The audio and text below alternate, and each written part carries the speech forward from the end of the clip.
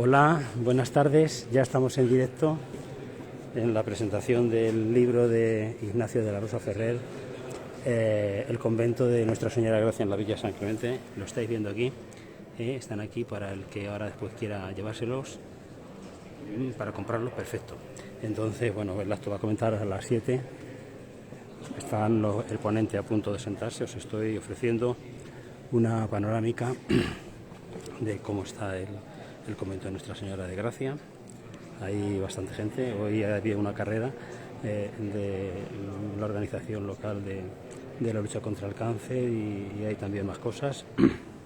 Entonces, bueno, pues como vosotros, pues se van incorporando poquito a poco y yo creo que seamos puntuales y a las 7 empecemos. La gente se va un poco atrás, a ver si se vienen hacia adelante. Yo creo que va a ser una conferencia muy interesante y que vamos a aprender muchas cosas. Yo, por lo menos, estoy emocionado porque este hombre es un profundo conocedor de la historia de San Clemente, decir cosas interesantísimas que desconocíamos, y yo creo que lo más importante es que nos va a aficionar a leer los libros que tiene escritos.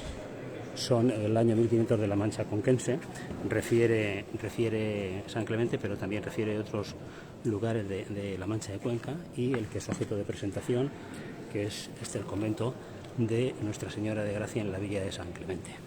Yo, como no lo tengo, me lo voy a comprar. Se ha traído unos cuantos ejemplares, pero vamos, en las librerías de aquí creo que lo tienen, o sea que no habría ningún problema. La verdad es que es nuestra historia, Los que conozcáis o tengáis algún interés por la historia de San Clemente, tenéis que beber de aquí.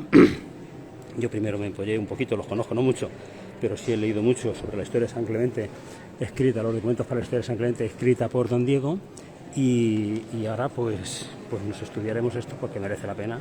Bueno, es lo que a mí me ha llamado siempre la atención, y la verdad es que dar ahora con Ignacio y ver que una persona que se ha preocupado por recopilar, por estudiar y por difundir la historia de muchos sitios, entre ellas las de nuestro pueblo, pues a mí me parece impresionante y de mucho mérito, ¿no? Así que voy a ir sentándome porque esto estará ya a punto de empezar. Yo creo que hay unas 70-80 personas, que está muy bien. Como siempre nos pasa a los sanclementinos, yo el primero, siempre llegamos tarde. Estoy viendo un montón de amigos ya sentados y otros que va llegando. Así que yo creo que esperaremos como unos 10 minutos de cortesía y mientras tanto pues os iré contando alguna cosilla. Porque a veces me quedo sin palabras y no sé qué contar. Hace calor, pero esta iglesia, mientras que no se llene de gente, está bastante fresquita porque sabéis que está semi-enterrada, ¿no? Y hace ahí siempre una buena temperatura. Está saludando Ignacio, es el que tenéis a la derecha con barba. Bueno, lo conocéis todos porque tiene un portal en Facebook. Está saludando a Luis Loscora, don Alberto está ahí, Ramón está a la izquierda. Yo creo que hará la presentación Manolita, don Alberto también dirá unas palabras y bueno, pues vamos a ver cómo se desarrolla el acto. Yo creo que os va a encantar, Luego lo vamos a dejar colgado, como hacemos con todo lo que transmitimos, para que lo oigáis porque merece la pena. Este hombre merece la pena por el esfuerzo que hace, por cómo comunica, por lo bien que lo cuenta, por lo bien que documenta. Bueno, pues está entrando mucha gente con un poquito de retraso. Bueno, la verdad es que es todavía temprano, son las 7. Pero yo creo que se va a llenar. Esto, sabéis que aquí la parroquia ha colaborado cediendo, la parroquia de Santiago Apóstol de San Clemente ha colaborado cediendo el convento, que en realidad el acto quien lo organiza es Aturmán. Esto es un acto de Aturmán, la conferencia, la presentación la ha organizado Aturmán y nosotros lo único que hemos hecho ha sido colaborar. Digo nosotros, la parroquia. Voy a dejar aquí las cosas y voy a ir sentándome. Me voy a poner cerca para que tengáis un buen plano. Sabéis que la cámara que tengo es un teléfono móvil, no tengo zoom y por tanto pues tengo que acercarme un poco. Ahora está saludando a nuestra alcaldesa. Así que cuando termine, yo supongo que dará comienzo el acto.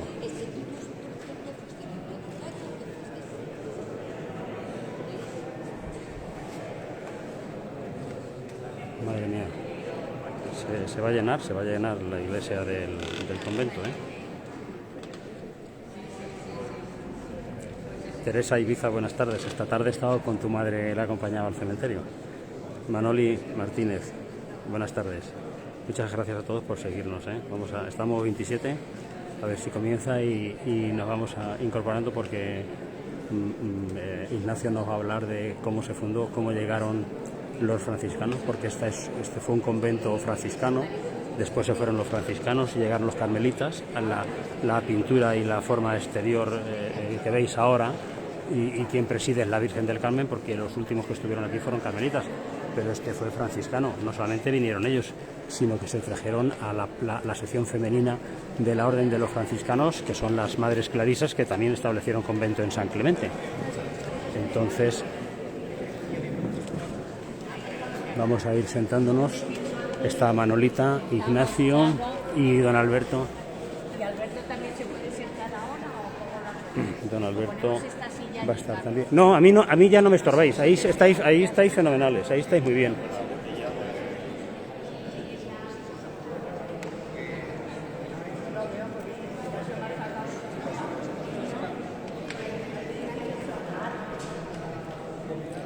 Bueno, que si no lo veis ahora lo vais a poder oír luego tranquilamente en vuestra casa, ¿eh? Va a durar como una hora y yo creo que luego habrá algún turno de preguntas o de dudas. Se sienta la alcaldesa también en la presidencia y luego creo que cuando empiece la conferencia lo van a dejar él solo. Y vamos a tener un buen primer plano de él.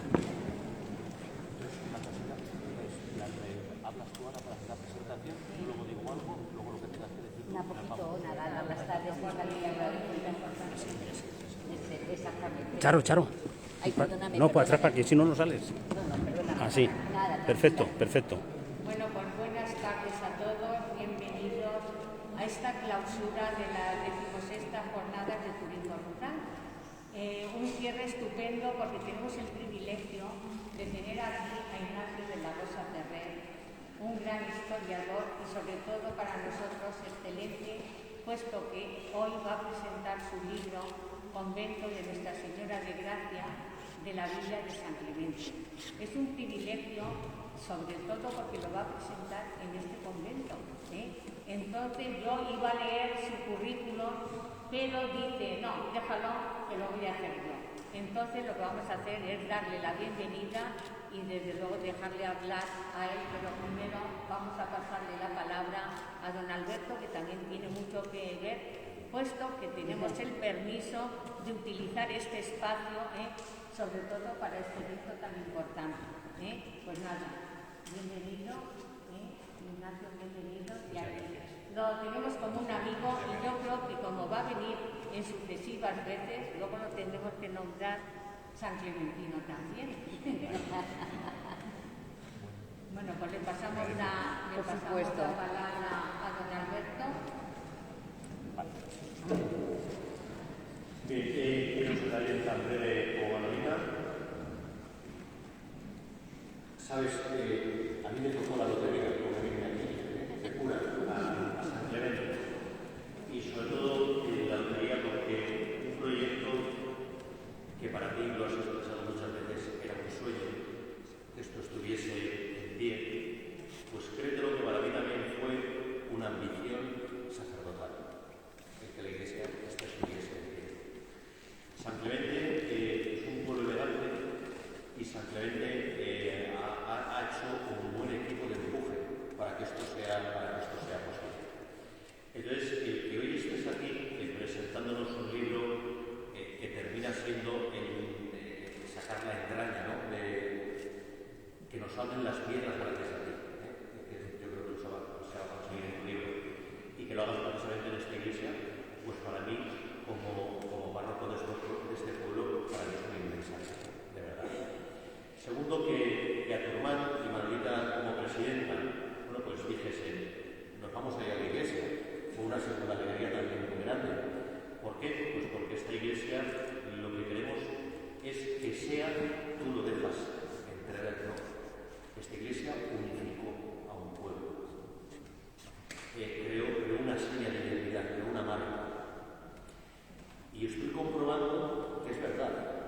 yo no sé si las misas de la iglesia de la parroquia también están mucho, pero las que se hacen aquí todas, te lo puedo decir. Por tanto, pues es una alegría que podamos estar aquí en esta iglesia. Y por último y tercero, la iglesia pues ha sido también, y tu libro lo nombra mucho, ha sido un compromiso muy grande del obispado de Roma. Mucho. Esto todos hemos hecho piña aquí en San Clemente y todas las asociaciones han trabajado y la Diputación ha puesto y el Ayuntamiento colaboró, pero esto está en pie gracias a nuestro obispo, porque nuestro obispo y gracias especialmente al desembolso, ¿no?, de la diócesis, pues creo que ha sido el primero de los promotores para que esta iglesia de San Clemente estuviese.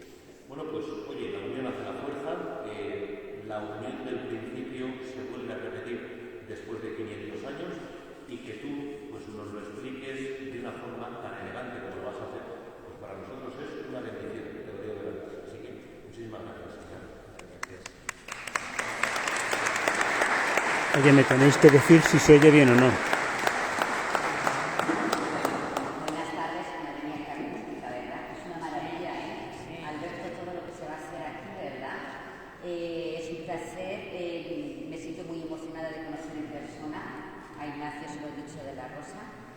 Además, me han emocionado mucho sus palabras porque dice que gracias a mi padre pues, pudo empezar a investigar a San Clemente cuando mi padre estaba de alcalde.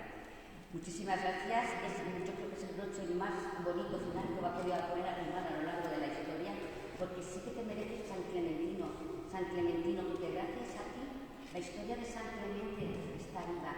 Tus estudios, tus investigaciones, vamos, somos unos grandes seguidores y estamos deseando a ver qué publicas y toda la comunicación que haces en los medios de comunicación en la red. Enhorabuena, Ignacio. También quiero dar la bienvenida a los concejales de la corporación, al presidente de la Diputación, que entonces estuvo cuando el convento se entregó, ¿verdad? Lo compramos, bueno, la Diputación, estaba yo contigo de diputada también, y un compromiso que hay desde la excelentísima Diputación. Aquí, igual que ha pasado aquí, también esto que amas tanto, que está aquí al lado, el convento no se nos caiga, sino que hagamos un gran edificio entre todas las instituciones, y es muy importante. También quiero dar la bienvenida a un vecino que ama mucho a su pueblo y que está aquí, que es Ángel Luis, el director general de prisiones nacionales, o sea, que hay personas que te seguimos de toda índole, políticos, amigos, familiares, porque ya que eres como una familia, y yo sin nada más. La verdad, enhorabuena a Tucumán, porque ha tenido a nuestro párroco también, que ponen en la casa de Dios al pueblo.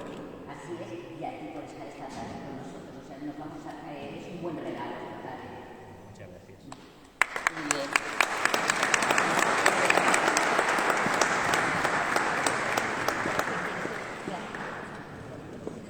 ¿No te quedas con Álvaro? Mira, yo si no te importa que te ponga. Sí, voy a decírselo. Quita las sillas, sí. Muy bien.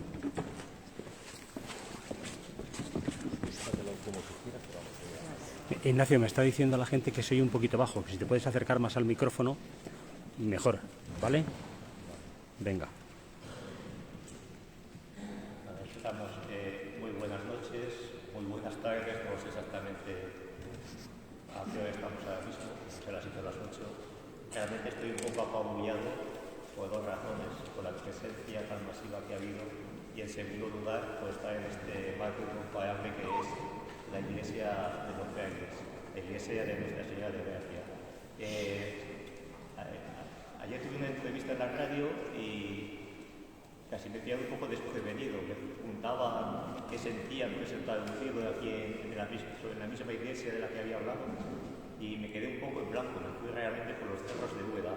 Pensando luego después en el tiempo, recuerdo un viaje con mi mujer a Praga hace ya bastantes años y visitamos la iglesia de Belén. La iglesia de Belén no queda apenas de ella nada, porque hay una reconstrucción de la época comunista que hizo en su momento, pero sin embargo sí que se mantiene ese espacio mágico que tenía la iglesia de Belén. La iglesia de Belén estaba dedicada a la predicación y la evangelización en el siglo XV, allí predicaba Jan Hus. Aquí en esta iglesia también está destinada a la predicación y a la evangelización. Y en los contextos en los que se hizo aquella iglesia en Praga en el siglo XV, a fin del siglo XV, y el contexto en el que se hizo esta iglesia en el siglo XVI de San Clemente, de hecho, es el mismo. Unas poblaciones que están explotando, que están creciendo infinitamente y que les falta una identidad, y esa identidad se construye con una iglesia, levantando una iglesia, con un proyecto común de levantar una iglesia. Si hubiésemos vivido en el siglo XX, posiblemente hubiésemos levantado un edificio distinto, pero en aquella época del siglo XV, de comienzos del XVI, lo que se levantaba, evidentemente, pues era la iglesia, y no quedaba identidad a los pueblos. Hoy, de lo que les voy a hablar es de eso, de la creación de una comunidad, la comunidad San Clementina, dotada de una identidad común. Posiblemente San Clemente nació con la leyenda de Clemente Pérez de Rus, pero se hizo en el siglo XVI con la llegada de población de toda España, de todos los rincones de Castilla. Hasta el siglo XVI San Clemente tenía un alma dual. Durante unos años vivió un sueño y tuvo una única alma, un alma común. Ese alma es lo que desde mi punto de vista ha posibilitado que San Clemente, 500 años después, siga manteniéndose unido como tal. Yo siempre digo que San Clemente es un pueblo que hace todo lo posible por deshacerse a sí mismo y nunca lo consigue, porque en el fondo se mantiene esa identidad que se había creado en el año 1500. 500 años después, esa identidad continúa. Mencionando la entrevista de la radio de ayer, tengo que decir que yo decía que esta iglesia había nacido en el periodo de 1504 a 1508. Ese fue uno de los periodos más terribles de la historia de España, con pestes, con hambres, con carestías.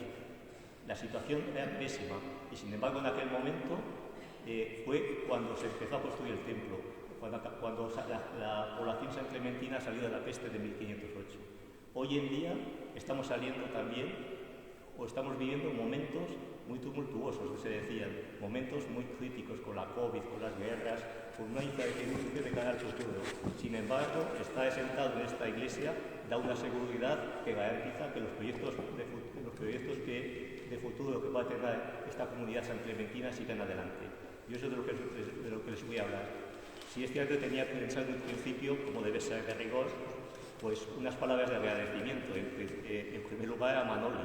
Y hay mucha gente que veo aquí así, a los que no voy a nombrar por su nombre y apellidos, pero que les agradezco profundamente todo lo que me han apoyado. Pero más allá de los individuos existen en cuanto que forjan y forman comunidades. Y las comunidades en el tiempo se mantienen porque se institucionalizan. Pero las instituciones viven en cuanto hay un espíritu de comunidad que es el que se mantiene en el tiempo. Yo esta noche les voy a hablar de eso, del espíritu de comunidad que surgió en torno a 1500, que fijó la identidad sanclementina y que se sigue manteniendo 500 años después. Y sí que me evito la doble salutación. Los franciscanos hacían doble salutación. Una salutación al santo del día, pero como sé que el santo que se celebra hoy vivió hasta 116 años, no creo que haga falta de saber ninguna salud.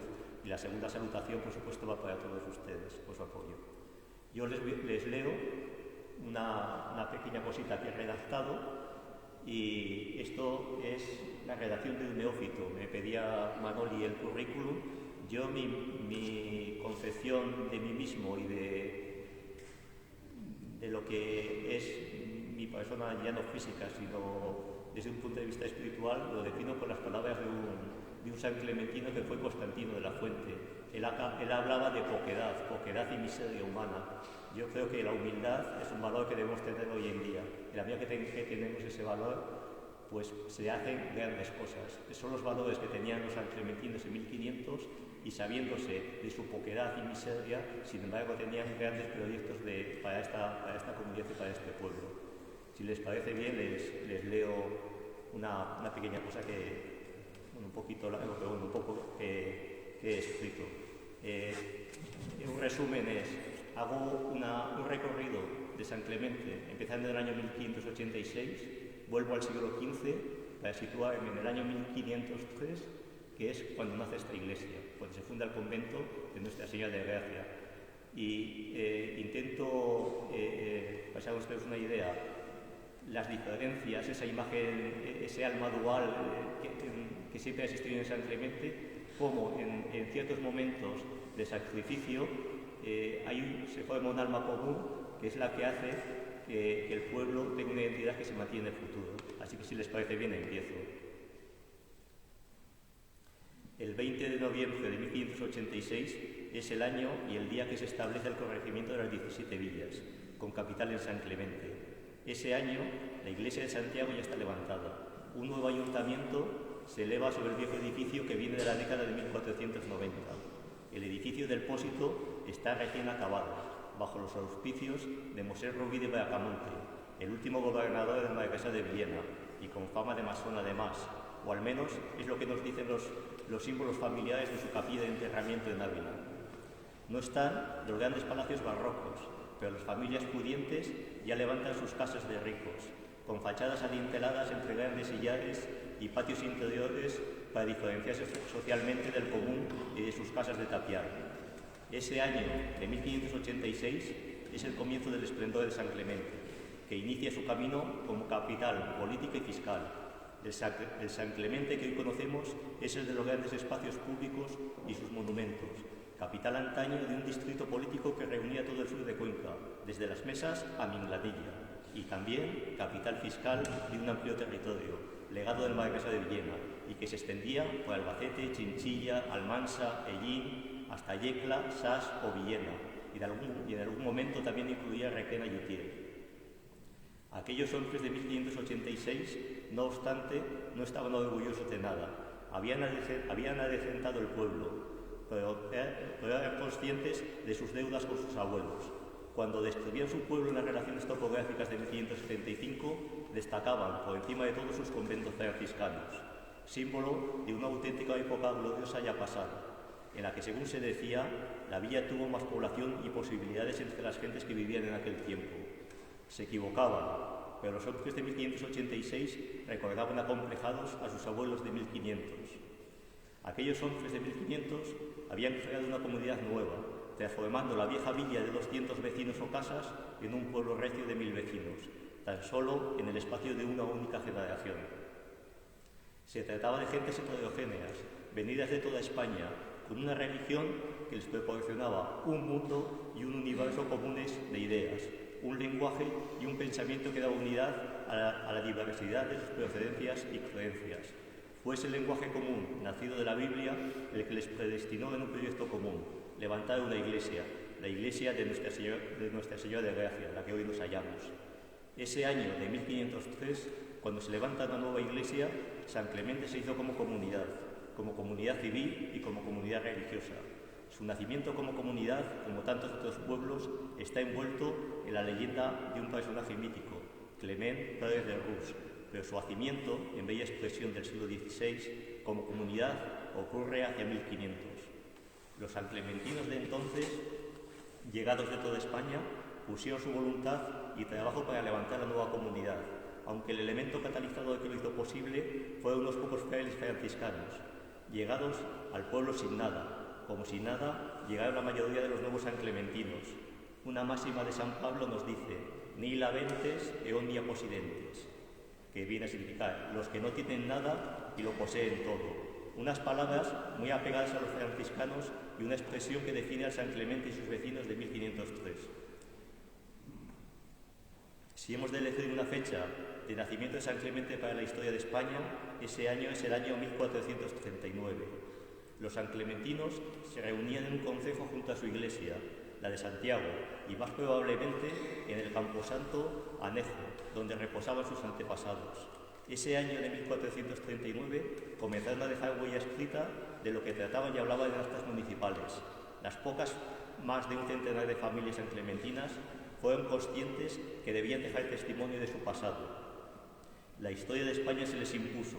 El corregidor González del Castillo levanta la conocida Torre Vieja, mientras que el doctor Pedro González del Castillo levanta el Castillo de Santiago de la Torre, una familia, los González del Castillo, que parecía dominar toda la región, dadas sus buenas relaciones con don Álvaro de Luna. Los cambios de la fortuna negaron a esta familia.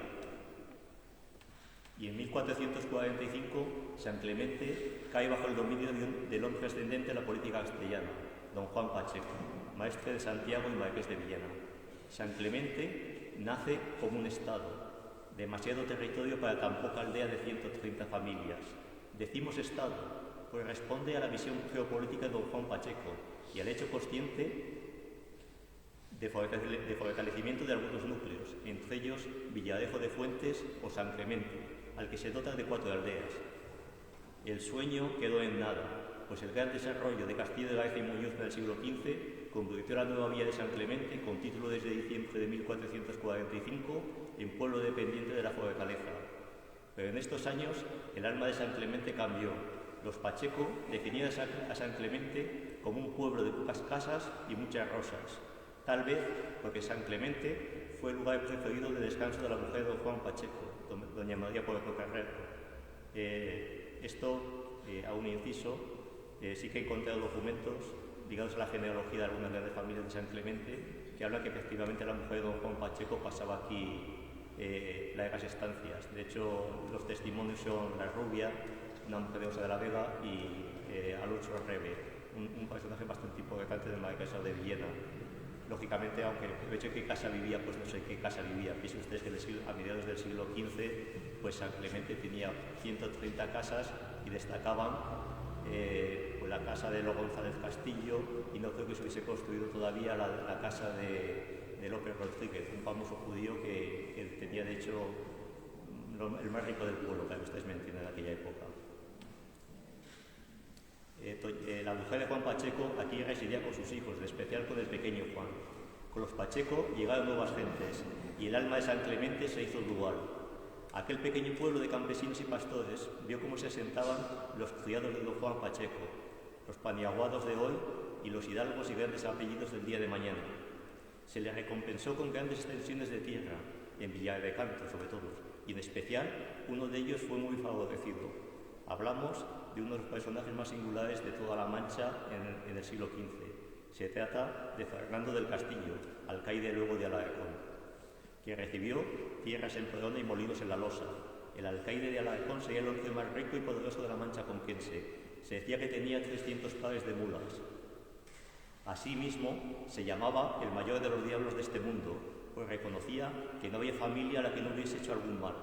Sus aliados, reconociendo su maquiavelismo, le llamaban el sabio, y sus enemigos sencillamente le conocían por el puto judío.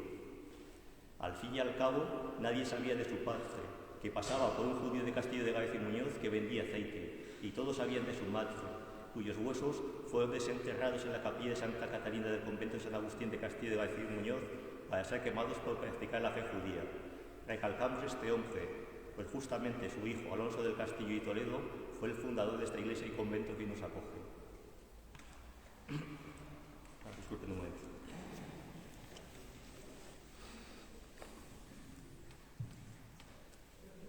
Además de los criados de don Juan Pacheco, a San Clemente llegaron otras gentes, de tierras de Belmonte, como la Rubia, criada de los marqueses, y gracias a cuyos testimonios conocemos muchas de las cosas que hasta aquí les hemos contado, y de tierras de Castillo de Gaeza y Muñoz. En 1455 llegó una familia que va a cambiar el pueblo. Es la familia de Orihuela, con Pedro Sánchez de Orihuela y su mujer, y sus cuñados, los Rodríguez. Es el embrión del San Clemente con forma de judío, estableciendo el arrabal, y que infectará la expresión de mías y lo de los vecinos del siglo XVII, sobre todo, la sangre de todo el pueblo de San Clemente.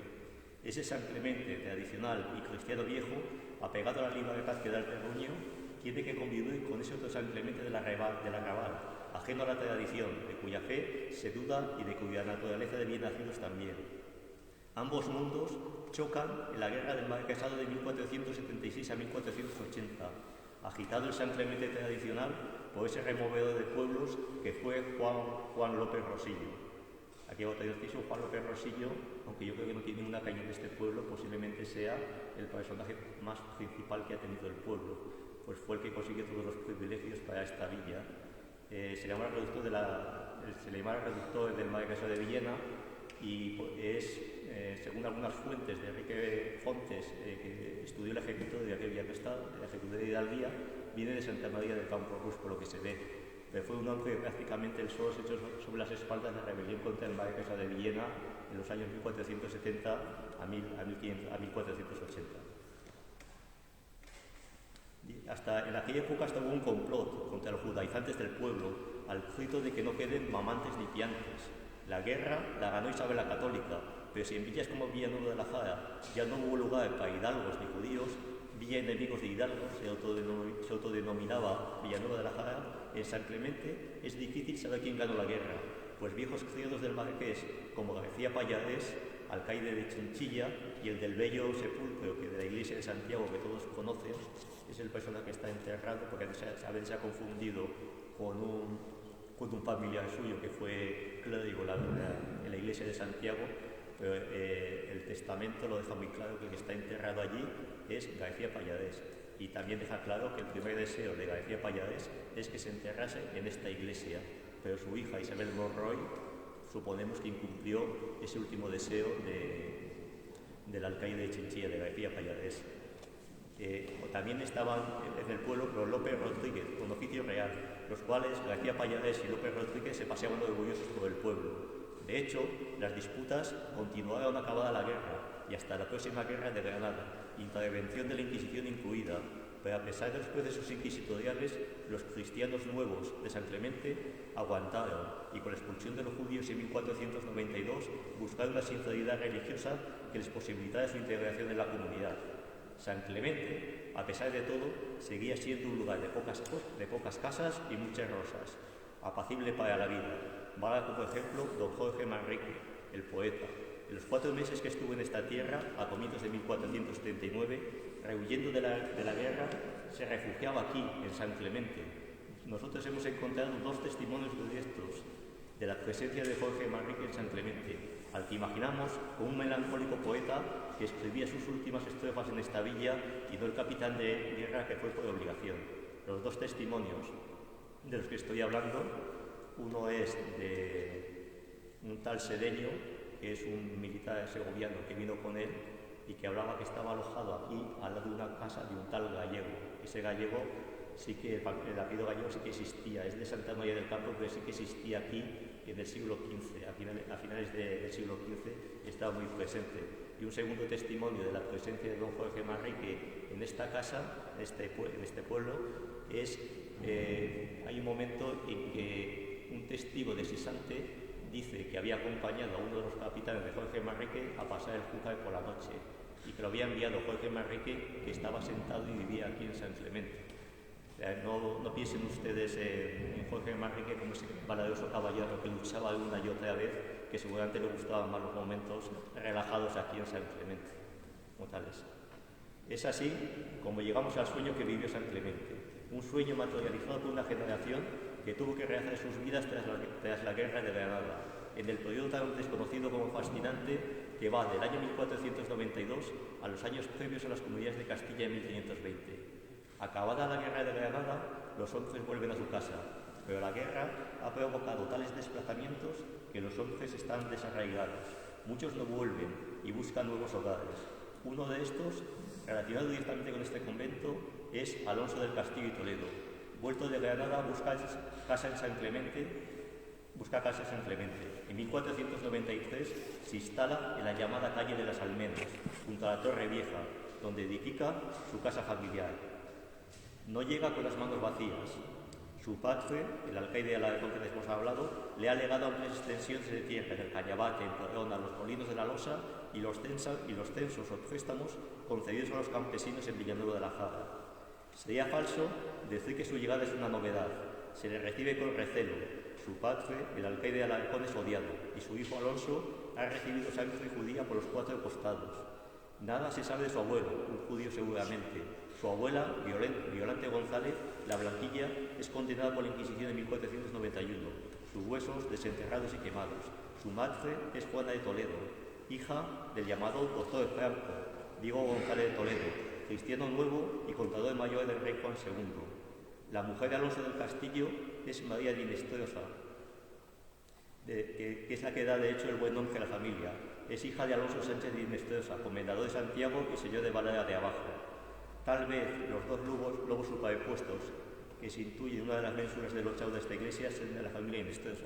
A mí me estoy un poco despistado, no sé si es. Hay dos escudos donde arrancan las líneas de los nervios de la bóveda.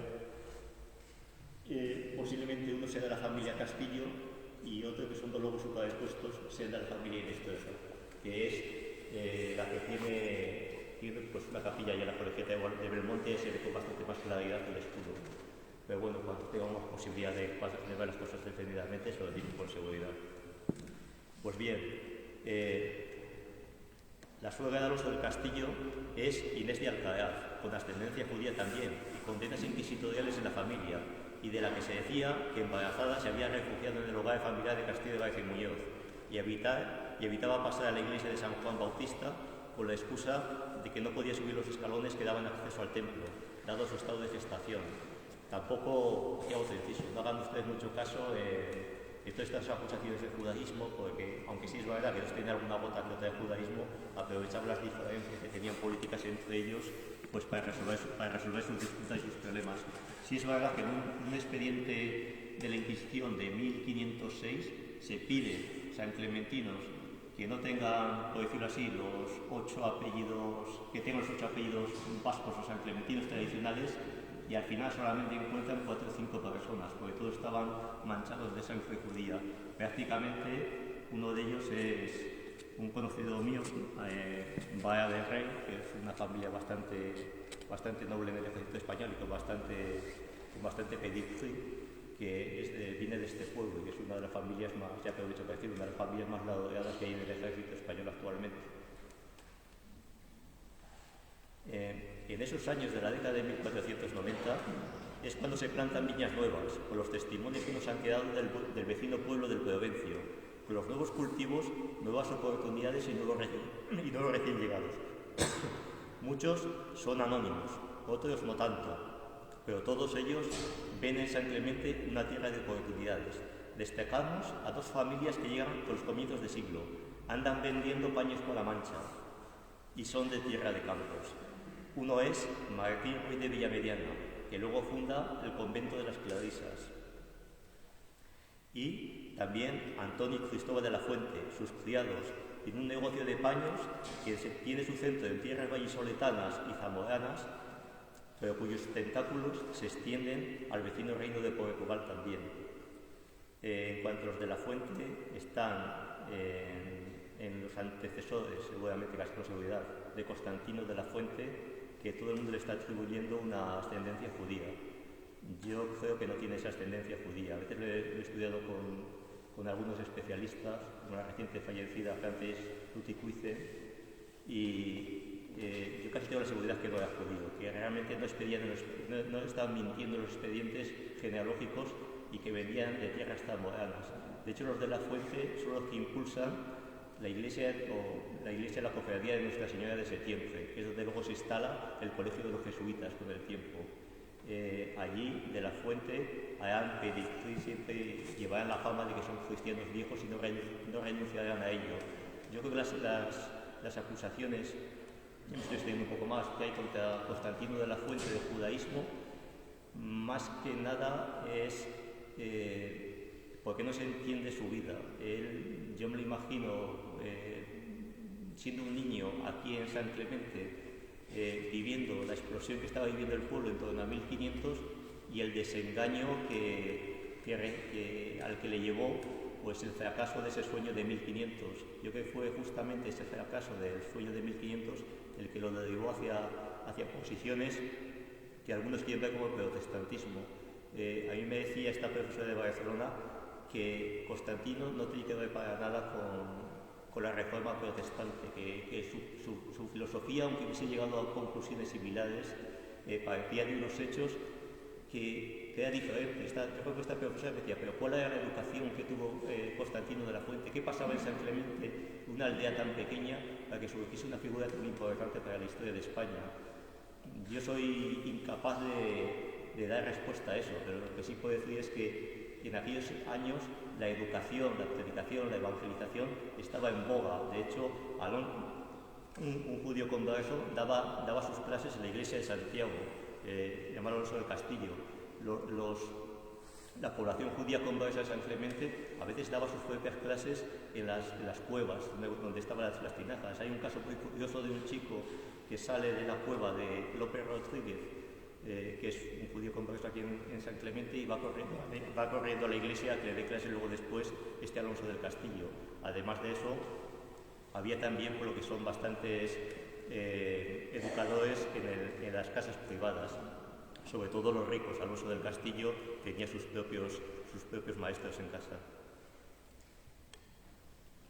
Y San Clemente también dispone desde 1494 de un estudio de gramática propia, dependiente del ayuntamiento, y que pide que, de hecho se pide que la educación no esté controlada por lo que es el obispado, por la iglesia en ese momento, y haya una educación controlada por el ayuntamiento.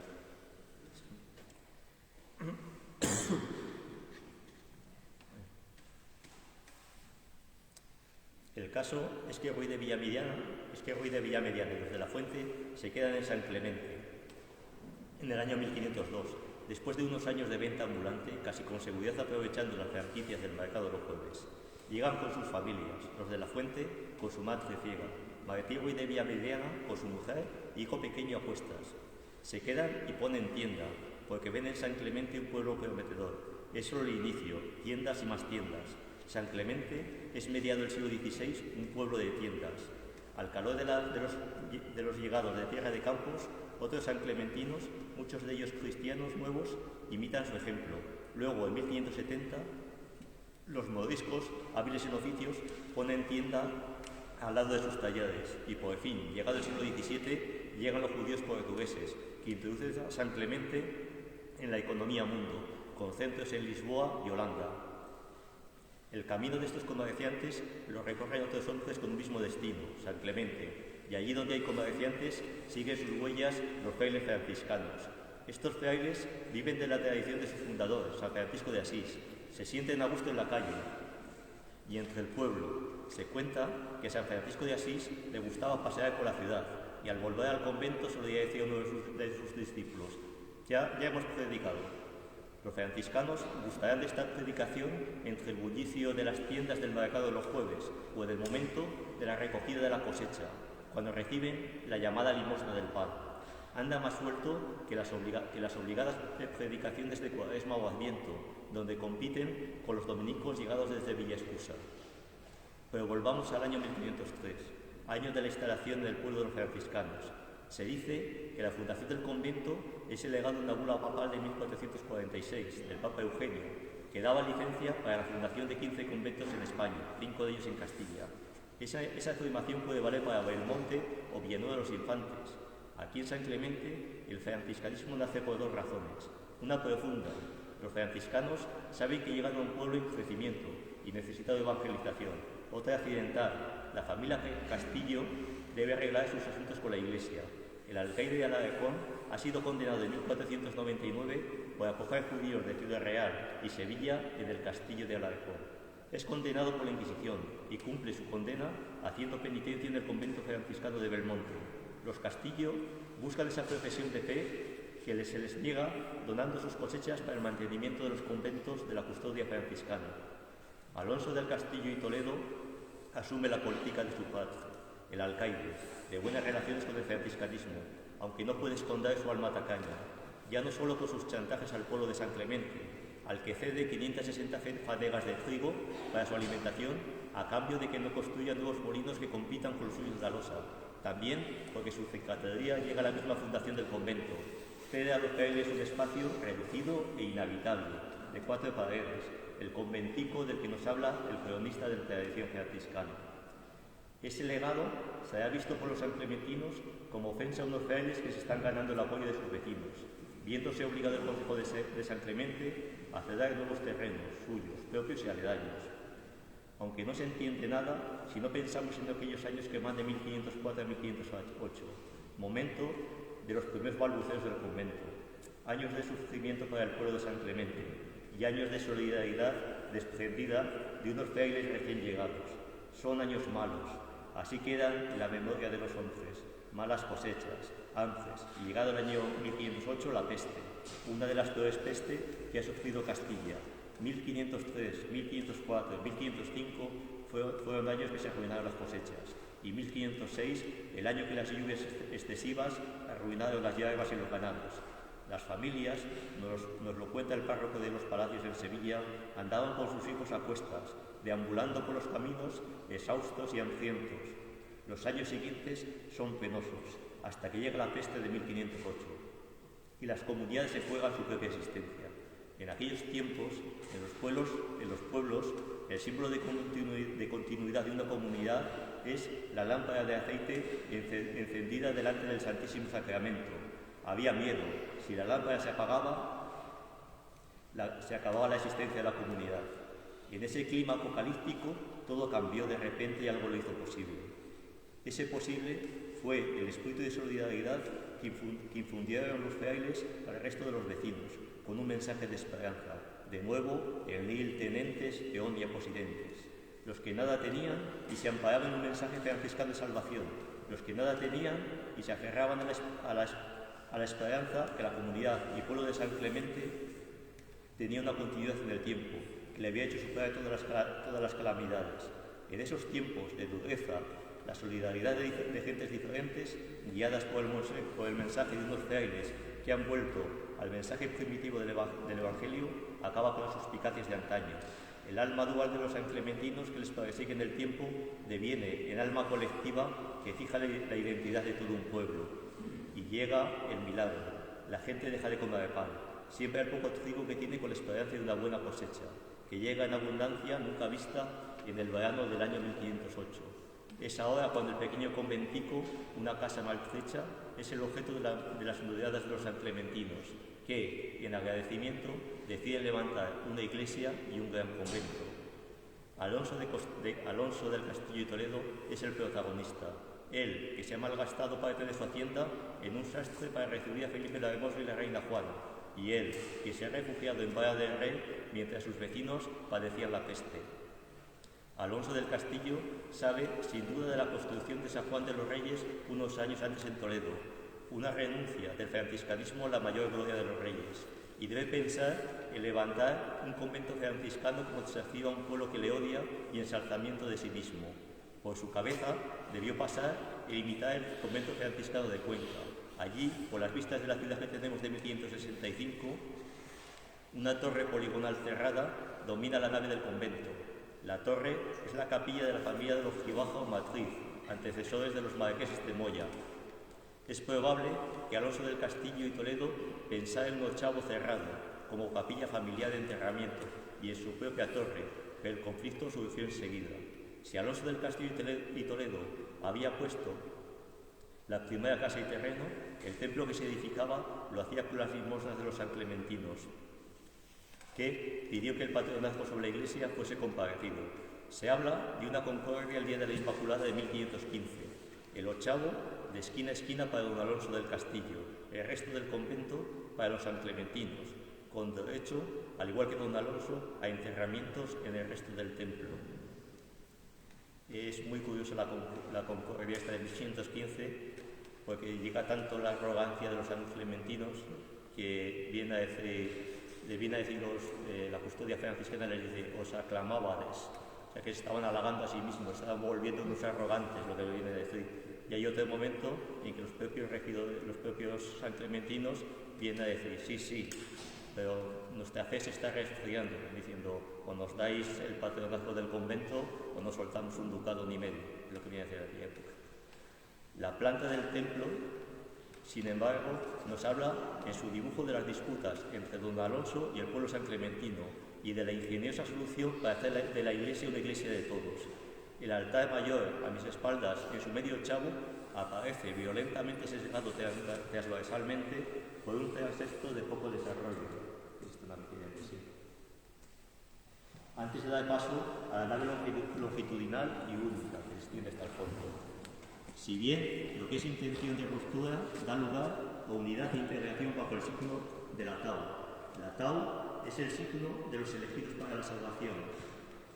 Es lo que dibujaron los judíos con la sangre de sus animales sacrificados en las jambas y dintel de las puertas de sus viviendas en Egipto para salvar a sus primogénitos. y será adoptada por San Antonio Abad y los cristianos, y en especial por San Francisco de Asís, y hoy está representada esa tau en la letra T mayúscula. La tau nos aparece ya muy desgastada en un pequeño escudo a la entrada de la iglesia, sobre una columna, y la tau la adivinamos en la planta del transepto y los dos tramos próximos de la nave 1. Pues ahí la T.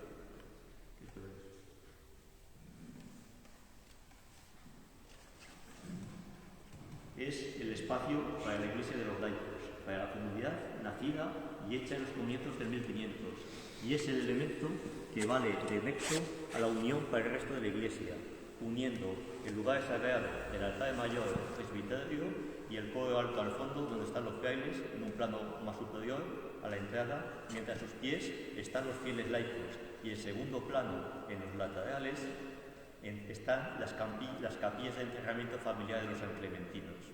La tau es el elemento que da unidad a la Iglesia de los laicos y a la Iglesia de los religiosos.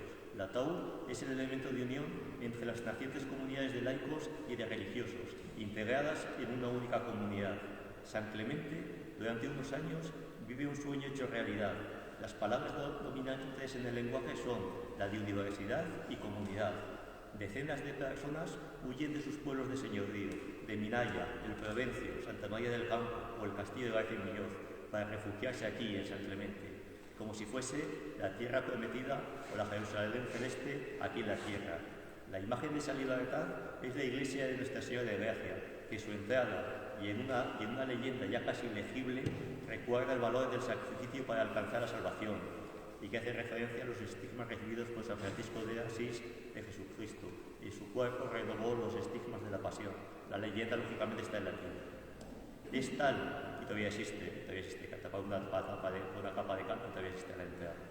Es tal la ilusión de los hombres que hasta intentan fundar un pueblo nuevo el año 1510, entre el Provencio y San Clemente, y una vez más comienzan el pueblo a construir una iglesia. Lo llamarán Villanueva de la Reina, en honor de la reina Juana la Loca, porque ¿cuánto le deben los sanclementinos a esta reina? Y cómo se ha olvidado la devoción que tienen por ella. Yo soy de la idea de que el ayuntamiento se empezó a construir en época de Juana la Loca, bajo el patrocinio del cardenal Cisneros, porque la familia Cisneros está muy ligada a este pueblo más de lo que parece. Luego hablaré un poquito más adelante de ese tema, pero es una afirmación muy arriesgada. El proyecto de Villanueva de la Reina fracasa por unas melodías asustadas, pero el sueño milenarista de aquellos hombres de fundar nuevas Jerusalén y nuevos espacios de libertad no. Ni los procesos inquisitoriales de 1517 consiguen romper ese sueño.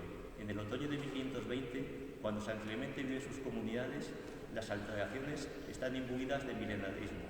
Se destituye a las autoridades y se elige una junta, encabezada por un capitán y con 12 representantes, en una referencia a Jesucristo y sus 12 apóstoles que no es necesario explicar. San Clemente, cuya historia es una dualidad entre la integración guiada por una identidad común y los impulsos que arrastran a la disgregación, siempre ha estado tentado de desatarse hasta llegar a su destrucción. Pero en el año 1503, el franciscanismo da al pueblo un lenguaje de dignidad y libertad. Lo expresa bien Juan de León, emparentado con los León de Belmonte, un hombre errante, pues como descendiente de judío se le rechaza de todas partes, y que ha debido escuchar las palabras de los franciscanos belmonteños: el que no es negado a Dios no sea negado a las gentes. Un lenguaje en la mente de sus enemigos que se puede deslizar a la arrogancia del hombre que se siente como un Dios y desea comer del árbol de la ciencia. Lo que no es negado a Dios no sea negado al mundo. Pero en ese año de 1503, los sanclementinos, aun creyéndose dioses, saben que son hombres. El pensamiento individual da lugar a una cosmovisión colectiva. La nueva comunidad ha de tener nuevos espacios y un nuevo pueblo. Los franciscanos tienen su concepción de ciudad. Su bautismo ha de responder a los principios cristianos. Lo expresa bien el franciscano francés de Ximénez y su concepto ideal de ciudad. Esa concepción se la apropia a los sanclementinos para levantar un nuevo pueblo. Hacia 1500, San Clemente es un pueblo feo, un lugar desarreglado. No existen los espacios públicos. Junto a la iglesia estaba el Campo Santo y enfrente se ubicaban las carnicerías donde se degollaban las reses en un tufo maloliente. mesones, tiendas de abasto, de pescado, de carne, se mezclaban con las mesas de los escribanos donde redactaban los protocolos. La iluminación no existía. Y hasta la década de 1520 las calles estaban embarradas. Las casas eran de una única planta, no todas con tejas, y la inmensa mayoría de tapial. El espacio habitable se comparecía con un corral tapiado para animales, donde se acumulaba el estiércol. Ese oscurantismo se acrecentaba por las cuevas excavadas debajo de las casas, donde se guardaban las tinajas de vino y donde se sospechaba que los judaizantes extendían su fe. Ni los franciscanos ni la construcción de esta iglesia de Nuestra Señora de Gracia cambiaron mucho esta realidad, pero la concepción franciscana del espacio urbanístico cambió radicalmente, preparando ya los espacios públicos de la segunda mitad del siglo XVI. San Clemente respondía a la ciudad ideal planteada por Francés de Eiximenis 100 años antes, un pueblo en llano, aunque en un pequeño altozano, huyendo del río Rouge, si bien el crecimiento posterior lo abocaba a sus aguas estancadas. Los propios caminos que vienen de Chinchilla por el puente de Remedio o de Alarcón o San Cristóbal dan sin buscarlo ese diseño de una cruz que divide a sus 4 barrios que todavía en los inicios del siglo XVI son barrios balbucientes. En los extremos de este a oeste, San Cristóbal y Santa Ana, de sur a norte, el Remedio y San Roque. Eiximenis pensaba que los conventos se debían situar al este del pueblo, mientras que Iglesia y Ayuntamiento debían presidir la plaza central. San Clemente responde a estos principios. El convento franciscano estaba en el extremo oriental del pueblo, a un lado del camino principal, pero recibiendo a los nuevos habitantes, mientras que el espacio público de la plaza se empieza a configurar desde muy temprano. Hacia 1495 ya tenemos constancia de reuniones del concejo que se divorcian de la iglesia de Santiago, en unas casas de ayuntamiento que deberían estar ubicadas donde ya está el ayuntamiento viejo. Se preparaba así el futuro espacio de la plaza donde se intentará integrar el ayuntamiento y una iglesia de Santiago, en un principio pensada por Vanderbilt como una gran cúpula oval y que, para respetar el espacio de la plaza, se vio obligado a tomar el tipo de iglesia salón que hoy tiene, con una típica fachada palaciega, pero que desde luego no es el proyecto que se tenía en un principio de iglesia. En un principio se tenía un proyecto de iglesia que se comía toda la plaza prácticamente, una gran cúpula oval. Aquí intervino los señores de Minaya, se pusieron al proyecto y luego ayudó mucho que en aquella época pues no había muchos ducados para pagar la iglesia. Entonces se quedó en algo menor, debe ser como tal. Se dice que en 1550 se invitó a tiendas y comerciantes a abandonar la plaza, y así es. Si bien fue en un proyecto de renovación urbanística, y el impulsor de este proyecto creemos que fue el gobernador Francisco de Zapata de Cisneros, el que nos aparece en la inscripción del ayuntamiento de 1558 y del que conocemos que fue impulsor de las remodelaciones urbanísticas de Sevilla también. Este hombre era de la familia del cardenal, un franciscano, al que los genealogistas ven relacionados con esta zona de la Mancha conquense, y a nosotros nos gustaría ver como impulsor de nuestro convento de Nuestra Señora de Gracia, algo que hemos descabellado. En la ciudad ideal de Eiximenis no faltaban los comerciantes, y en San Clemente tampoco. Ya sabemos de San Clementinos en Sevilla alrededor de 1500. Los jueves los comerciantes ponen sus tiendas en la calle de las Almenas, que sale de la Torre Vieja, confluyendo con aquellos comerciantes que vienen por el viejo camino de Chinchilla, desde el puente del Remedio. El convento los recibe a la entrada del pueblo y el mercado es lugar predilecto de predicación de los frailes.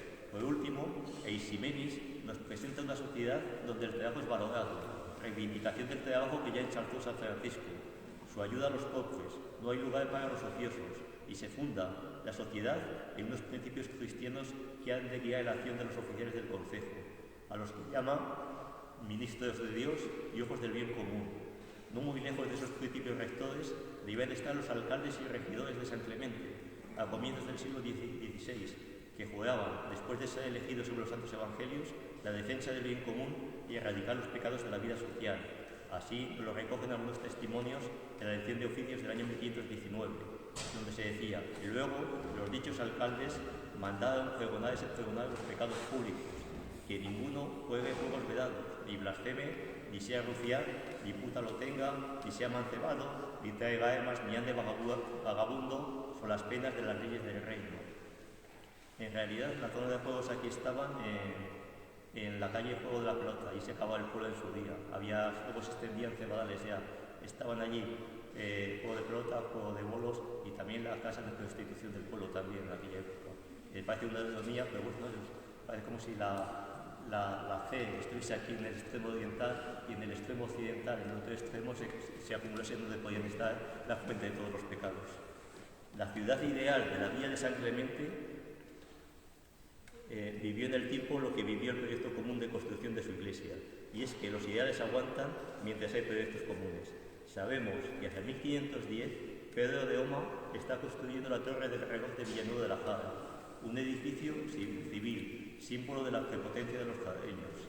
Tal vez el mismo Pedro de Oma, un vasco analfabeto, pero con gran habilidad como maestro de cantoría, levantará la iglesia de Nuestra Señora de Gracia, sin arrogancia, con la misma humildad que por Rodelo de Asís levantó la suya en 1209, y con la ayuda, eso sí, de todo el pueblo sanclementino. Los jareños construían torres civiles sabiéndose hombres, los sanclementinos construyen iglesias creyéndose dioses. Los jareños edifican para vivir en la tierra, los sanclementinos edifican creyendo trasladar a la tierra el cielo. Cuando despiertan de su sueño, es decir, cuando el proyecto común de construcción de una iglesia se acaba, solo les queda su naturaleza humana. Es entonces cuando renacen ellos esa alma dual de 50 años antes que tenían olvidada. Nadie expresa mejor este fracaso que el más grande de los sanclementinos, Constantino de la Fuente, que en su niñez vivió el sueño milenarista de San Clemente y en su mocedad padeció su fracaso. Su imagen pesimista del hombre, como imagen del diablo y mago diablo, su visión de la naturaleza humana llena de miseria y poquedad, es reflejo de la sociedad que vivió. La sociedad sanclementina de 1500 tenía a la Virgen de Nuestra Señora de Gracia como referente de una nueva sociedad, recién nacida que veía la luz. Hacia 1580, en el retablo de Pedro de Villadiego, que hoy ya no existe, que estaba a nuestras espaldas, en esta iglesia, se colocará la Virgen de las Angustias, del cuerpo yacente de Cristo, símbolo de una sociedad que sufre en su ocaso. En esos 250 años siguientes, el pueblo de San Clemente no estuvo solo en su sufrimiento. Una vez y otra vez están más vivas que nunca las palabras de San Francisco de Asís, que decía: tanto es el bien que espero que las penas me deleiten. El acceso a esta iglesia nos hace humildes, pues no se entra, a esta iglesia se desciende, bajando unos escalones, y una vez pasado el cancel y entrada, el creyente o el agnóstico queda preso del camino ascendente que le lleva visualmente hasta la bóveda del altar mayor. Es ese camino ascendente y guiado por unas capillas que van ganando en altura gradualmente, y es continuo por la línea de impostas corridas que hay encima de ellas. Es el milagro de este templo, que hace bajar al fiel la cabeza antes de pasar al templo para obligarle a elevar los ojos una vez pasado su umbral. De hecho, si ven las disposiciones de las capillas, el acceso a las capillas están colocadas a diferentes alturas y al final están directamente pues llevándonos hasta el altar mayor y hasta las bóvedas que ven tanto en el presbiterio como aquí en el claustro, que se ve muy claramente. Hoy la iglesia de su pobreza nos recuerda al templo de sus inicios. Despojada de retablos y de altares, el espacio está destinado de nuevo para la reunión y para la predicación. Si la iglesia de Santiago es lugar de prédicas ininteligibles, y en Nuestra Señora de Gracia se habla con la palabra fácil. Fray Julián Arenas nos dice que hasta Agustinico, el más simple del pueblo, entiende la palabra de Dios que aquí se predica, pero sencillez no significa estulticia, sino transmisión del Evangelio tal como le enseñó Cristo. Nuestra Señora de Gracia es un templo de la palabra y es un templo del silencio. Silencio nacido del reposo de los antepasados sanclementinos cuyos cuerpos yacen en sus tumbas. Ustedes, anunciando las capillas laterales, ven los escudos heráldicos pintados de las grandes familias. Los herreros de esa aquella familia. Aquí yo cito, me alegro de que no me equivocase en su época, porque le dije el año pasado, le dije a Manoli que aquí era el escudo de los Buedos y efectivamente pone Buedo. Los Buedos es una familia que venían de Vallas del Rey, venían de los muchos sitios, que se sentaron en Vallas del Rey y manejaban las finanzas hasta que llegaron aquellos del sepulcro, aquel tan bonito que tiene detrás, lo sobrepega y acabaron con ellos. Ese y otro que se llamaba Astudillo, que fue quien se quedó con toda su hacienda en 1709. Pero bueno, estas son otras historias. Ven también pequeñas leyendas de presentación de la familia Ortegas en sepulcros profanos, y si se afina a la vista, verán las ménsulas de las que nacen las líneas que dibujan las bóvedas, escudos que quizás, es lo que decía antes, quizás sean de los Inestreros o tal vez de los Castillo, aunque los Castillo es verdad que nunca se les reconocía escudo familiar, aunque ellos sí decían que lo tenían, pero nadie se lo reconoció como tal. Quizás no vean el panteón familiar de esta familia de los Castillo, que estaba ahí mismo. En otro tiempo, en el altar mayor, al lado del Evangelio, y el sepulcro de la familia de los Ortega, a mano izquierda al fondo y según se pasaba a la iglesia. Ni mucho menos las tumbas que hoy se ubican bajo el suelo de las tablas que pisan sus pies, ni los restos de los franciscanos en la cripta. No queda nada de la memoria de las viejas familias, cuyos apellidos se han olvidado, tanto como el nombre de las capillas que tenían como propias: los Monteagudo, los Villamediana y su capilla del Descendimiento, los Orihuela y su capilla de San Juan, los Buedo y su capilla de Nazareno, o los Asturillo y su capilla de la Concepción. Es curioso porque los Asturillo es una de las familias que no ha quedado donada absolutamente nada de este pueblo, que la plaza, que no corresponde ni a Francisco de Estudio Villamediana, esto que corresponde a un iniestense que huyó al pueblo tras las persecuciones inquisitoriales a comienzos del siglo XV, y sin embargo ese Asturillo fue la familia más rica de San Clemente en el siglo XVII, y curiosamente al final la capilla es la capilla de la Concepción. Los franciscanos están muy ligados al dogma de la Inmaculada Concepción, es la orden religiosa que más ligados están. De hecho, como había sus diferencias entre las diferentes órdenes religiosas, los carmelitas aprovechaban los posibles desvíos, sobre todo si estuviesen los franciscanos, para tratarlos con el dogma de la Inmaculada Concepción. San Clemente es un pueblo que defendió el dogma de la Inmaculada Concepción posiblemente antes que ningún otro pueblo de España. En 1640 y algo, no recuerdo la fecha exacta, se declaró como fiesta local del pueblo, el 8 de diciembre. Y luego en el siglo XIX así se reconoció por parte del papado y del obispado en su día. Este convento y los franciscanos siempre han estado muy ligados. De hecho, la Virgen Nuestra Señora de Gracia, por razones obvias, está muy ligada al dogma de la Inmaculada Concepción. No voy a insistir más sobre el tema. Continúo. Las capillas quedan y los apellidos no. De la fama pretendida solo queda el hábito franciscano con el que se vestían los hombres para sus entierros, creyendo la promesa de San Francisco de rescatar las almas, tal como cuentan las florecillas. Y algunos no quedan ni sus huesos, como aquel de apellido Sevilla, que escondía ese otro de los Abrabaneles, familia judía y monopolizadores de las finanzas reales de varios reinos, cuyos huesos fueron desenterrados para ser quemados. Y es que mientras que los franciscanos acogían y hacían, otros deshacían y siguen deshaciendo. Esto es una pequeña anécdota. Boris Pasternak, que es el que escribió Doctor Cibago, luego se llevó al cine con Omar Saadi, Rudy Christie, Geraldine Chaplin, si no me equivoco, pues es descendiente de los Abrabaneles.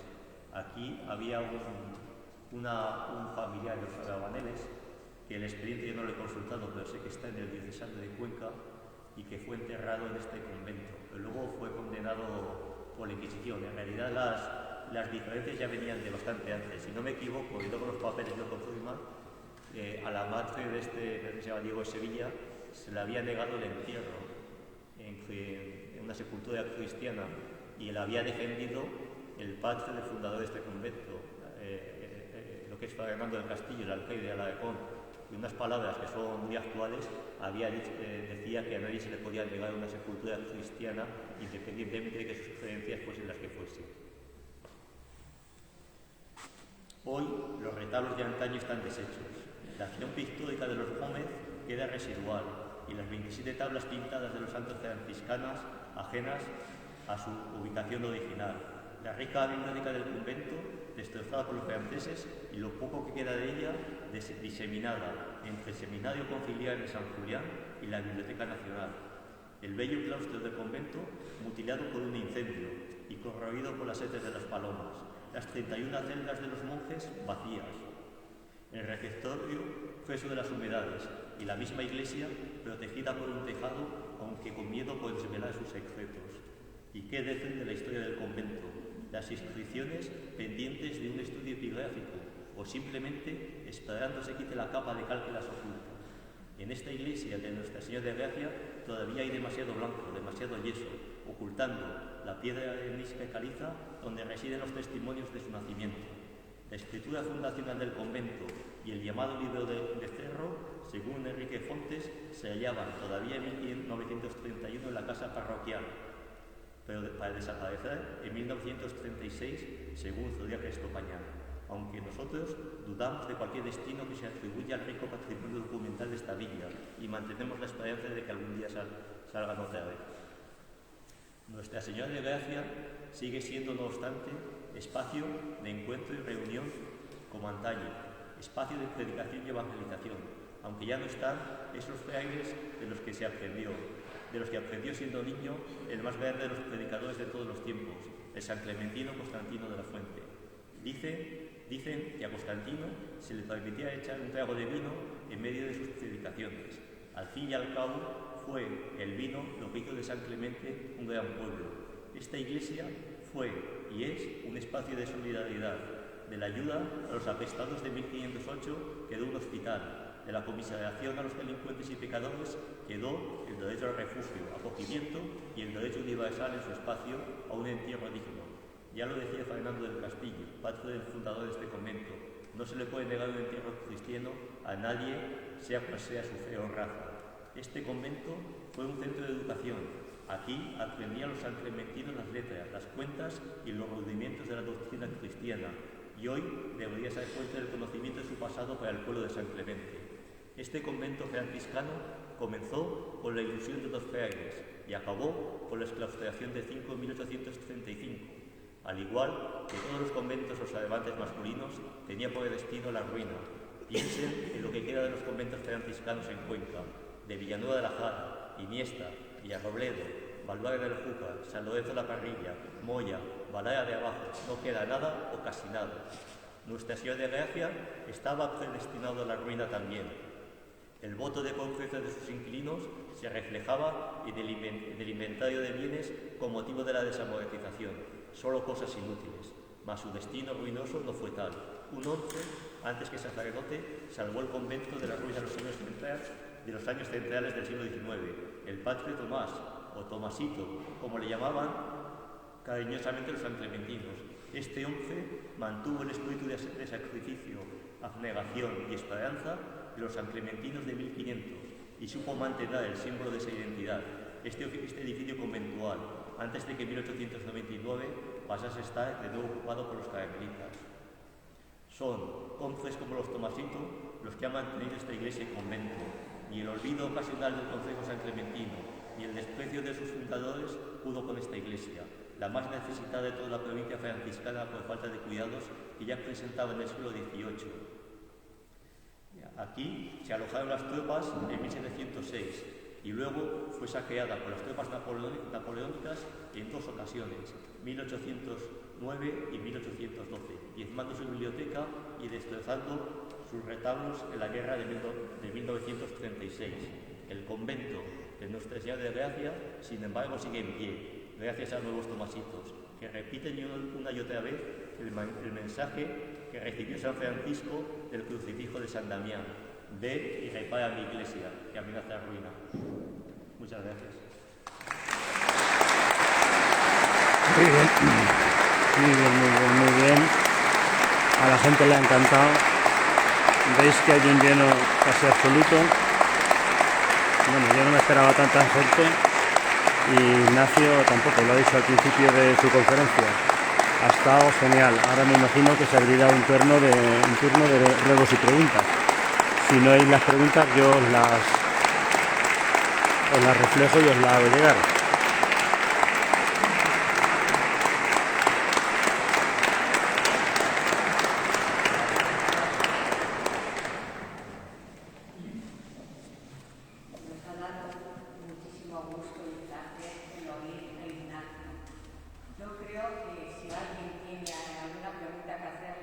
Creo que estará abierto a contestar, ¿no? A ver. de la historia de San Clemente. ¿Alguien me quiere preguntar algo? ¿Algo que le interese? ¿Qué parte de la institución de la historia de San Clemente? Hablamos de la historia, vos hablabas de un laico, de un papel Pues habla un poquito, si no sabe un poco más alto. Está preguntando sobre el papel de la Inquisición en la historia de San Clemente. ¿Qué papel juega la Inquisición en la historia de San Clemente? Pues hemos visto que, en fin, había grandes tumbas de judaísmo en toda la zona y todo esto, y hubo represión por parte de Torquemada, en fin, todo esto de la Inquisición de San Clemente. Si hubo alguna connotación de la Inquisición en... Está preguntando sobre la Inquisición en San Clemente durante este tiempo. Hay un libro escrito sobre esto. Lo más fácil sería contestar pues que hubo una represión inquisitorial, que padecieron las minorías más progresistas del pueblo en aquel tiempo. Que lo más fácil sería decir que hubo una persecución inquisitorial que acabó con las minorías más liberales de aquellos tiempos y hacer un discurso fácil. San Clemente, desde sus inicios, es una sociedad muy compleja. Entonces, es una sociedad campesina hasta 1450, pero cuando llega aquí el don Juan Pacheco Marqués de Villena, San Clemente lo colonizan prácticamente desde Castillo de García y Muñoz. Vienen muchos de Castillo de García y Muñoz. Castillo de García y Muñoz sí que es un foco real de judaísmo. Ahí se juntan, pues junto a creencias, fes distintas o que venían de gente menos apegada al cristianismo, porque eran cristianos nuevos, se juntan las diferencias sociales también y las diferencias de riqueza que hay. Prácticamente uno de los que viene de Castillo de García y Muñoz es López Rodríguez. Hay una familia que yo le he estudiado mucho que son los Orihuela. Los Orihuela es una familia que llega aquí así. Yo hasta tengo la duda de que sean judíos. Entonces, pienso que el judaísmo le viene más que nada por la rama de la mujer. La mujer y sus cuñados, los Rodríguez, son los que auténticamente son judíos. Que aquí en el pueblo pues, se les acusaba de que estaba una cueva allí donde está hoy la Casa Jacinto, la de Casa Jacinto. Y allí con un clavo le clavaban a Jesucristo en la frente, le clavaban un clavo. Hacían cada tipo de tropelías, lo cual es una acusación muy común cuando se quería acusar a un judío de algo. Pero lo que sí es cierto es que esto López Rodríguez López Rodríguez despertaba la envidia del pueblo. ¿Por qué despertaba la envidia del pueblo? Porque se estaba haciendo un casoplón, como se dice habitualmente, pues que era la envidia del pueblo. De hecho, hasta pintaba la entrada, la pintó y todo. Incluso luminarias de luz.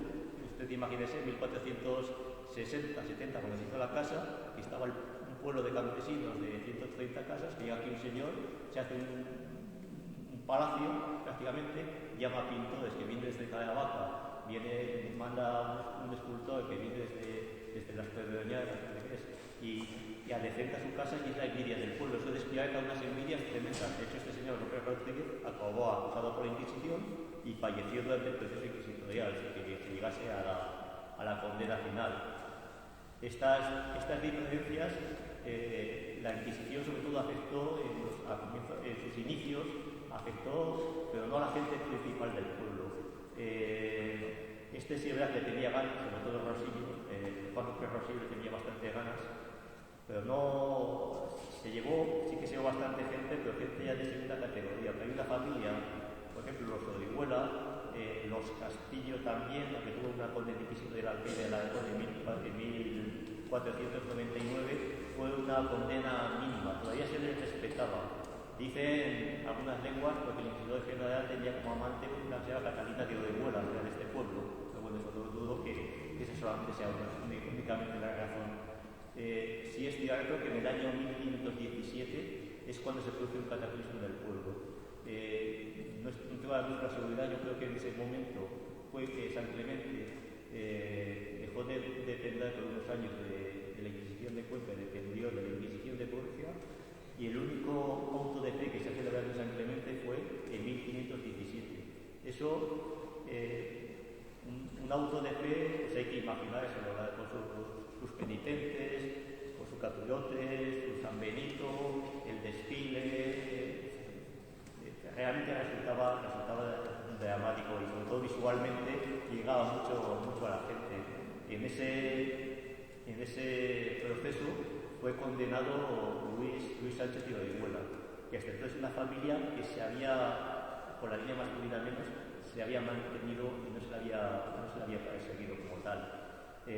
A partir de aquel momento es cuando empieza ya yo creo que la leyenda judía de San Clemente realmente. Pero Luis Sánchez de Orihuela no fue acusado de judaizante nunca. Las palabras de judaizante se añadieron después, fueron añadidas después. Ya saben que había en la iglesia de Santiago, según se pasaba por la puerta de Santiago, había como quien cuelga la ropa, pues había colgados dos medias docenas de dos hiladas de San Benito, y uno es el de Luis Sánchez de Orihuela. Eso marca toda la historia de San Clemente, porque luego, al final, por ejemplo, el fundador del Colegio de Jesuitas, Cristóbal de Tebas, estaba emparentado con la familia de Orihuela. Téngase en cuenta que el que llegó al pueblo tuvo 10 hijos, es que su hijo tuvo a su vez otros 10 hijos, y así sucesivamente. Por lo cual, todo el mundo tenía un drama. Al final la sangre judía se diluyó, pero la mala leche no se diluyó, por decirlo de algún modo. Cuando había que acusar a alguien, pues le sacaban sangre judía por donde llegaba. Hay un caso, por ejemplo, que es el sepulcro ese que hay de Alabastro, que es de allí de los Sobrepega, donde aquí yacen los huesos de Rodrigo de Vega, que ese, para conseguir su vida al día, se tuvo que cambiar la abuela. Eso era muy típico en la época, mudarse de abuela, que es una abuela que tenía sangre judía, pues inventaba otra abuela distinta y no pasaba nada. Luego ya con el tiempo se olvidaba todo y ya pues tenía una abuela cristiana y no pasaba nada. El hecho que marcó sobre todo en la historia de San Clemente fue el año 1517, y ese año al final la condena de Luis Sánchez de Orihuela, que tenía fama incluso de un buen hombre, hizo pues algún comentario riéndose en los medios de Semana Santa, pero pues, sus enemigos aprovecharon bien, lógicamente, lo aprovecharon bastante bien, y a partir de ahí se buscaban ya sangre judía en todos. El que he citado, por ejemplo, Francisco de Asturias y Villamediana, ese es un zamorano, que pasa cuando llega al pueblo y con quien casarse, se casa pues con una judía, una que había venido de Lista. Entonces, pues bueno, a partir de ahí tenía ese ambiente de que tenía sangre judías, y así sucesivamente, con el tiempo, todo lo que antes personajes de San Clemente, cuando se quiere acabar con eso, se acusaba de judío y ya golpeaba. Pero todos, hasta esos de ahí, los hermanos esos de ahí, que se supone que son segovianos y conquistadores de la ciudad de Madrid, pues también se intentó buscar de sangre judía, por los de la Fuente, por ejemplo, también. Pero la Fuente ha sido más actual, ha sido ya casi del siglo. Sí, los Pacheco también, los Pacheco también, que no solamente don Juan Pacheco, el maestro de Viena. Los Pachecos que se conocen aquí son de una familia ya de San Clemente, una familia vascarga, que había tenido pues un hijo con una de sus criadas, y la Inquisición tenía, en el secreto de la Inquisición, tenía los papeles que acusaban a los Pachecos de judaizante. De hecho, hay un caso muy curioso que se juntan, que es el señor de Minaya, que es Francisco Pacheco, y Diego del Castillo, que es el hermano que funda esta iglesia, y empiezan a ver entre ellos quién tiene más de judíos, y uno o el otro. Una pregunta, Ignacio, que te debería hacer la gente de Villar de Cantos. La patrona de Villar de Cantos es la Virgen de Gracia. Yo te he leído a ti que Ortega era el señor de Villar de Cantos y era benefactor de los franciscanos. ¿Es por eso por lo que se llama la patrona, tiene el nombre del convento, le puso el nombre? ¿Crees tú que hay alguna relación entre Nuestra Señora de Gracia convento y Nuestra Señora de Gracia patrona de Villar de Cantos, porque Ortega era el señor o el dueño de todo Villar de Cantos? No, yo creo que no. De hecho, Nuestra Señora de Gracia también es la patrona de Belmonte, por ejemplo. Y yo creo que los Ortega es una familia que esconde mucho. Es una familia que son señores de Villar de Cantos, que es donde tenía su hacienda. Es posible que hayan explotado mucho en San Clemente, pero es más lo que esconden. Y ahí ellos tienen su propia genealogía, de que lucharon en la época de la Reconquista, y el fundador de la genealogía cayó y falleció en la batalla de Pilillas, que estaba en Villar de Cantos, en el pozo de Pilillas, en aquel momento. casi, si me apuras un poquillo, pienso que quizás la Virgen de los Ortega y compañía tengan más relación entre sí que con este convento franciscano.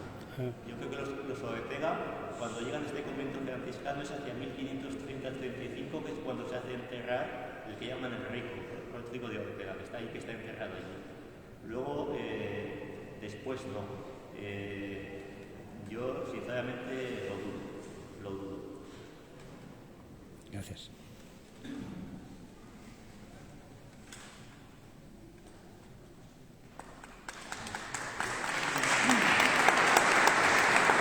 Bueno, pues nada, ya ha acabado ha habido dos preguntas, una mía y otra sobre otro señor. Bueno, mira, yo creo que decir muchísimas gracias, Ignacio, por haber estado aquí con nosotros, por habernos transmitido todo ese saber. Y yo pienso que ya estás forjando otra historia, otro libro, y bueno, y si lo podemos presentar aquí, pues oye, pues estupendo, ¿eh? Yo pidiendo. Sí, mi idea es es publicar una historia no de San Clemente, sino de la provincia de Cuenca, el sur de la provincia de Cuenca, desde el año 1480 hasta el año 1700. Actualmente tengo bastante avanzada la redacción y un segundo libro que va de 1520 a 1586. Empieza con las comunidades de Castilla y acaba más o menos cuando se acaba creando el corregimiento de las 17 villas de San Clemente. Y luego ya pues vendrían algunos textos, algunos libros después que no lo sé, tampoco me planteo el día a día, como decía aquel. Poco a poco. Bien, bueno, pues antes de dar las gracias a Ignacio por estar con nosotros, a Tomás por contar con esta iglesia. Creo que también esto es el lanzamiento para que sepamos que el año que viene, en 2023, se cumplen los 500 años de la construcción de la Iglesia de la Asunción, de la Iglesia de las Clarisas. Año que creo que hay que llenarlo, seguramente contaremos contigo, con Atumán sobre todo, eso está clarísimo, porque es un número bastante redondo. Hay una cosa que ya está forjándose, que es que desde San Clemente hagamos una peregrinación y hagamos la ruta franciscana por Italia. Y ojalá pues, podamos llenarlo. Es cierto que es un acto que lo decimos aquí ya, para que lo sepamos, ¿no? Con plazas bastante limitadas durante 5 días para conocer todos los entresijos de San Francisco, que creo que, como nos ha dicho, tiene bastante que ver la figura de la ciudad franciscana. Así que si alguien ya está interesado en eso, pues lo vayamos comentando porque esto será seguramente el año. Y aprovecho ya que estés aquí para recordar que el lunes hay misa aquí en la Iglesia de los Frailes a las 7:30 de la tarde y a las 8 haremos la presentación de esa nueva actividad que es las peregrinaciones a pie parroquiales. Por eso el sábado que viene, desde esta misma iglesia, haremos el camino de Fray Francisco de la Cruz hasta la Alberca de Fanta. Entonces, el lunes a las 8 de la tarde haremos la presentación de esas rutas a pie, donde invitamos a todos los que quieran ir. Es la primera vez una serie de rutas que nosotros tenemos ya el lunes. Así que os invito. Se han lavado los bastones de peregrinos, que daremos también aquí el lunes, pues para que ojalá desde la parroquia nos pongamos en forma, físicamente y espiritualmente. ¿De acuerdo? Pues espero que ya hemos terminado. Bueno, pues nada, don Alberto ha aprovechado para recordar actividades pendientes de la parroquia relacionadas con San Francisco, con el 500 aniversario de la fundación de las Madres Clarisas y ahora, bueno, pues voy a ver si cojo 2 libros y me los dedica. Bueno, un abrazo a todos, muchísimas gracias a todos los presentes y también a todos los que nos habéis seguido. El vídeo queda grabado y podéis oír la conferencia entera y la exposición, la presentación del libro de Ignacio de la Rosa Ferrer sobre Nuestra Señora de Gracia en el monasterio, el convento de Nuestra Señora de Gracia en la Villa de San Clemente. Un abrazo a todos y repito, muchísimas gracias y hasta otra.